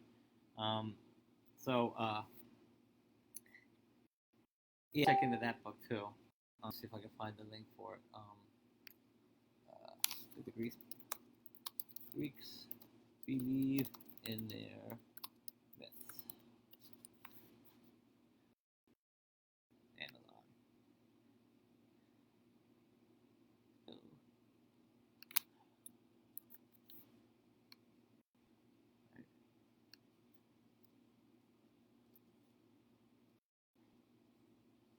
Oh, you got it, Sarah. Thank you.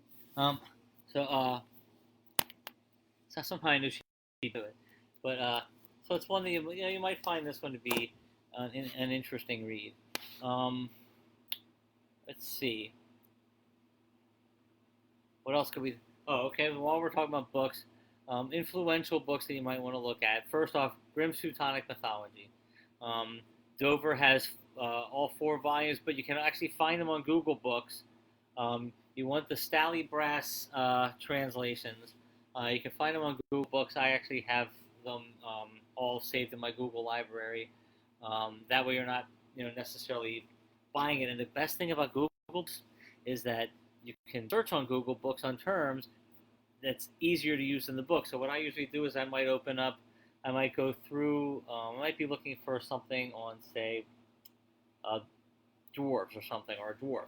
So I might type in Google Books, I can type in dwarf and actually have it find how many instances of dwarf came up in that volume. It gives me the page number, and then I can actually go to the hard, the physical copy and get it.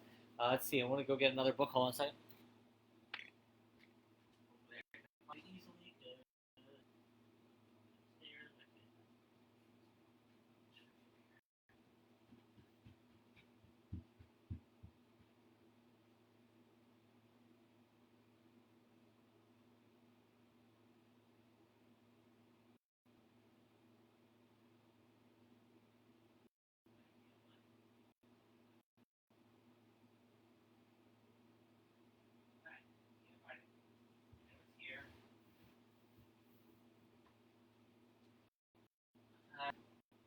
Can't find it off the top of my head, but you might want to find Dennis Boyer's Once Upon a Hex. I'm sure that somebody could find that on the Amazon list there. I would also say Grimm's Fairy Tales. This is in German, but Ludwig Bechstein's Deutsches Sagenbuch, which has a whole bunch of fairy tales and myths in it. And a lot of them are very similar to some of ours, which is wonderful. And then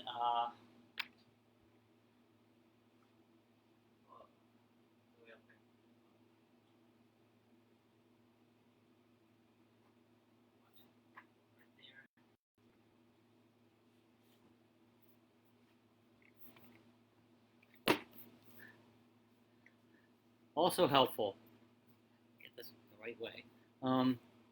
Franz Xavier's Von Schoenwehr's Turnip Princess and other newly discovered fairy tales has stuff in it that is already thus identify Fried as the name, because he has in here that little fairy tale of Warden Fried, and he's using.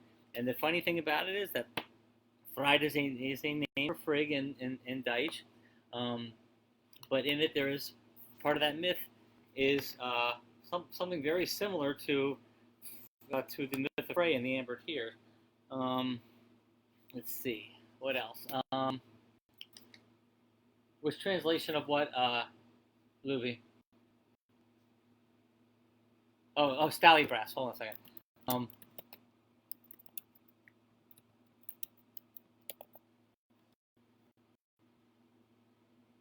Let me find something here.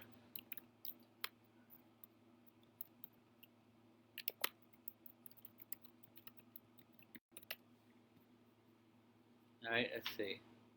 Now, I gotta tell you, Grimm's Teutonic Mythology is expensive, like for the hardcover book.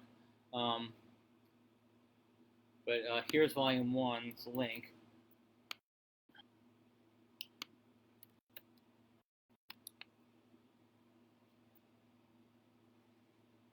And let me change email accounts, and I can actually link you to the 4 volumes on Google Books.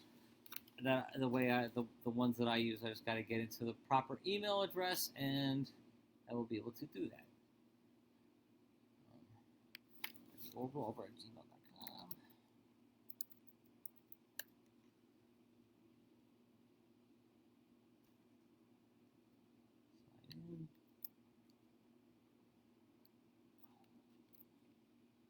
Urglaawe. Boom. Boom.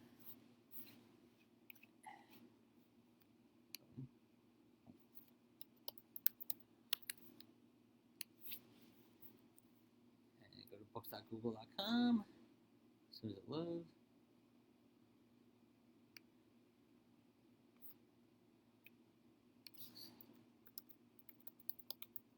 Let me see if I can get the 4 volumes the way I get them on here. Let's see. So Teutonic Mythology, Volume 1. Right. You'll have to probably log into a Gmail account, but here's Volume 1.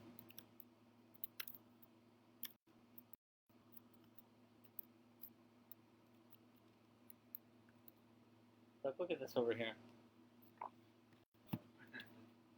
Hold on a second. This is cat cuteness. I'm not sure how long it's going to stay cute, though. All right. Let's see. So that's Volume 1. Go to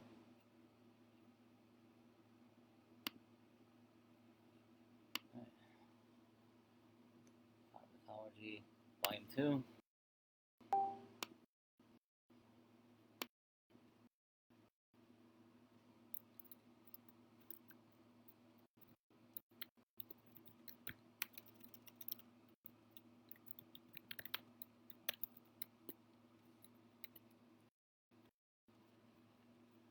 Right. Teutonic Mythology, Volume 3.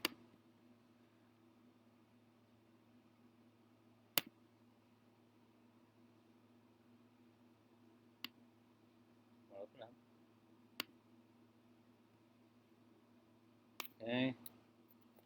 Teutonic Mythology, Volume 3.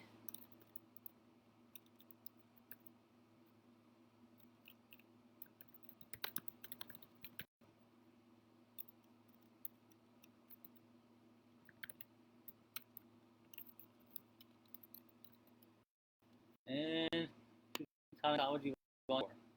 I'm still broken. Ah! Oh, on the page. That would have sucked. I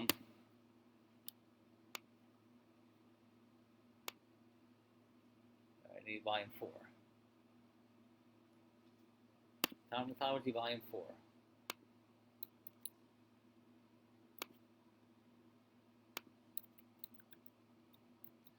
So what I would suggest doing is, if you have a Gmail account, be signed into it. Go out to to books.google.com, and get use these links, and then add them to your library so that you have them in there all the time, and you can go and quickly check something out.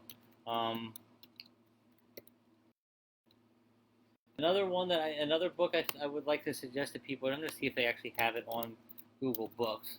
Um, and Eric, I actually think you'd be interested in this one. If I might have referred it, you might have actually read it already. But they actually, oh, look at that. They actually have it in. Oh, look at that. They actually have it in Google Books. Um, well, that's very handy. Uh, Eric, I really think that you might find this interesting because of where some of your ancestors come from. But it's the Shaman of Oberstdorf. Um, and where this is important for us is you see here in that book a connection between a lot of like holdovers from the old gods and goddesses in a context so similar to our hexarai that it's almost like it echoes it, and it's a good book. It's actually a good read. It's kind of creepy in some ways, but and it's well written too. Let's see what other books do I have in my library that you all might want. Let's see if there's anything else that you might want off the top of your head. Let's see. From cultural perspective, although you might not find it quite as valuable, but this is a book on the German and Swiss settlements of colonial Pennsylvania. I thought I kind of rang a bell that I might have told you that already.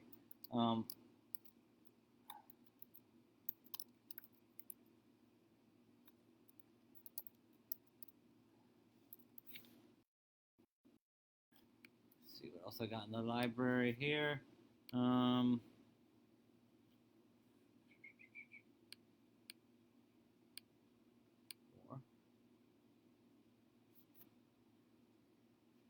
Yeah, I probably have others. I think I have others in my other email addresses. But let me just try Shriver's.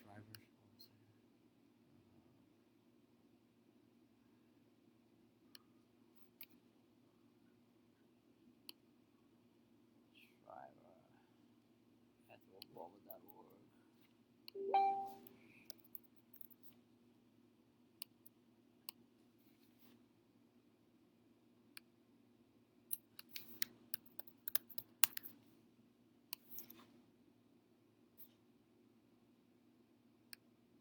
Let's see. Do I have anything in here? Oh yeah, I got some other stuff in here too.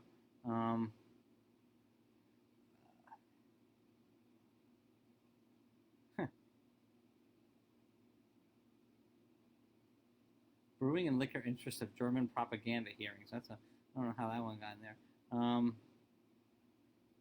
Oh, for those of you who enjoy research on, this is one of the books that I got some of the stuff about Saint Bob.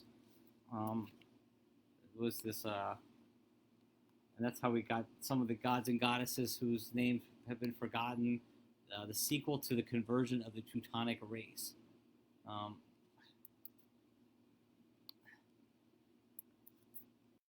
Leave us lore, right? You might find that to be of interest if you're doing research on the conversion era. Let's see.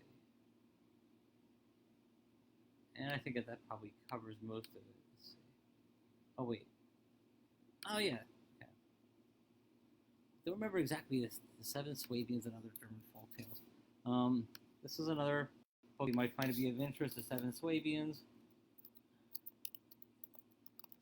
We find some similarities in ours too.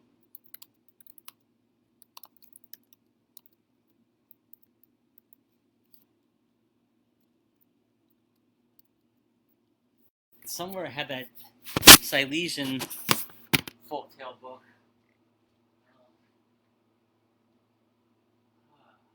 We'll find it. That has a lot of the stories of Rubensall in it. So I have one that a Silesian one. Let's see what else we got that might be of interest to folks. You'll find little tiny tidbits in a lot of other books like this. The Pennsylvania Dutch by Frederick Claes. To find like some interesting things in there, especially when we talk about powwowing. Let's see if I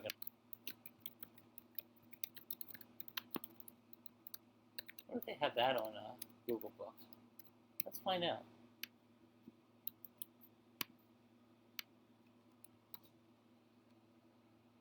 Frederick.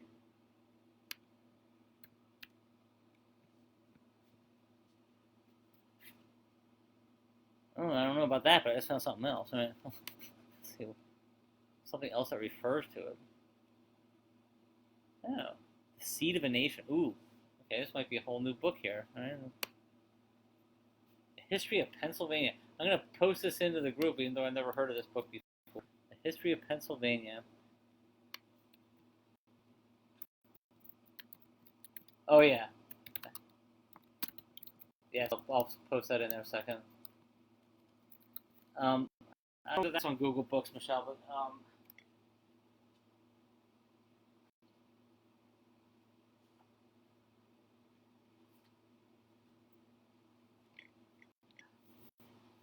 Beliefs and Superstitions of the Pennsylvania Germans by Edwin Fogel. See if that's on Google Books. I gotta do something. Hold on, I gotta save this book. I never heard of this one before, and it's kind of interesting. I'm at my library. Where is it? Out of my library. All right. Let's see if Fogel's book's in here.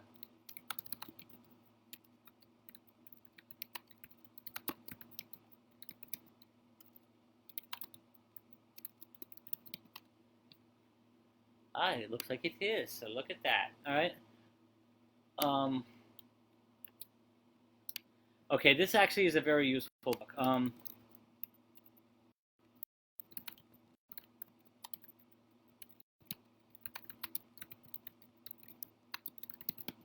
The front, like 20 pages or so. Oh, 20 pages.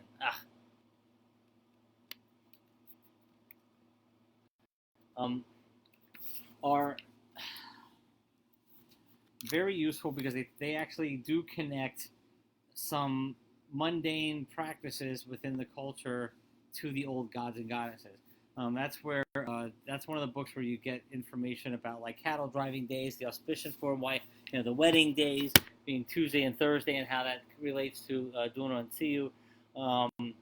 And yeah, that's a very good one. You also have the Proverbs of the Pennsylvania Germans, which is missing a whole lot of proverbs that I can tell you are that are very interesting. But it's a cute book, but it's missing a whole lot of stuff that really should be in there. Maybe they came after Fogel was done already, but let's see what else.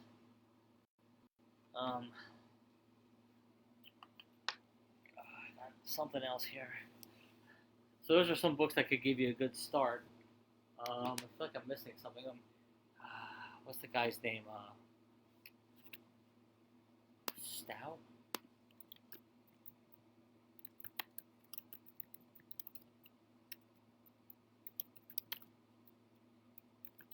Because there's other histories and stuff that have little good in them. Oh, here. Actually, I have this book.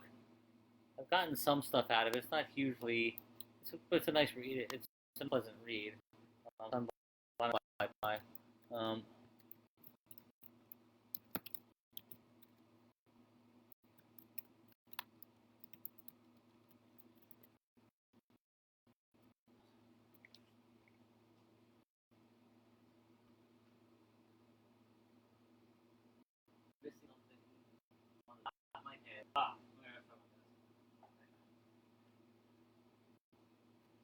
This one.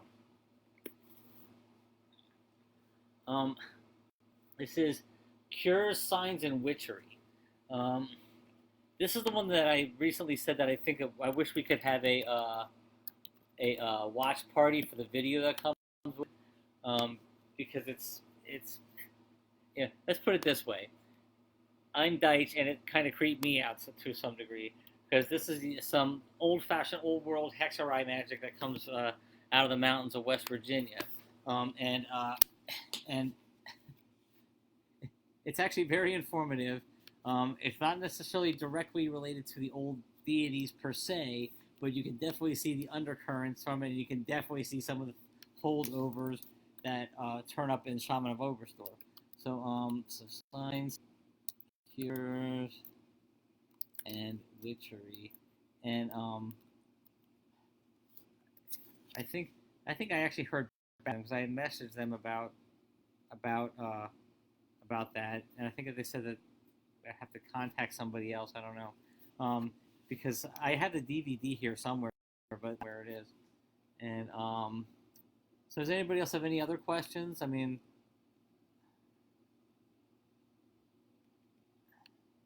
let's see, am I missing anything? Um, any other questions that I missed? I'm happy to end this now since it's 9 o'clock, or I can, if anybody has anything else, I'm happy to stay online and continue to answer or to theorize.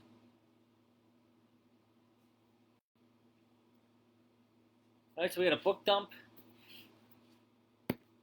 and so we'll end this here. But if anybody has any other questions, we can pick up afterwards. I'm gonna end it now. Thank you all. Bis next Mal. Wednesday. Wednesday at oh yeah, Culturally is American a Shoe Fly Pie by William Boyce Weaver. Actually, we should have a culinary night where we go over some of the books that William Boyce Weaver's written and just how valuable some of them are.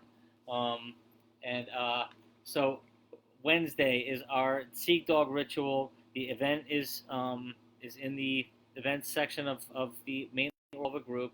It's open to anybody who can get to it. It uses e-talks. It's not going to be a Facebook Live thing. So please feel free to join us. And thank you very much.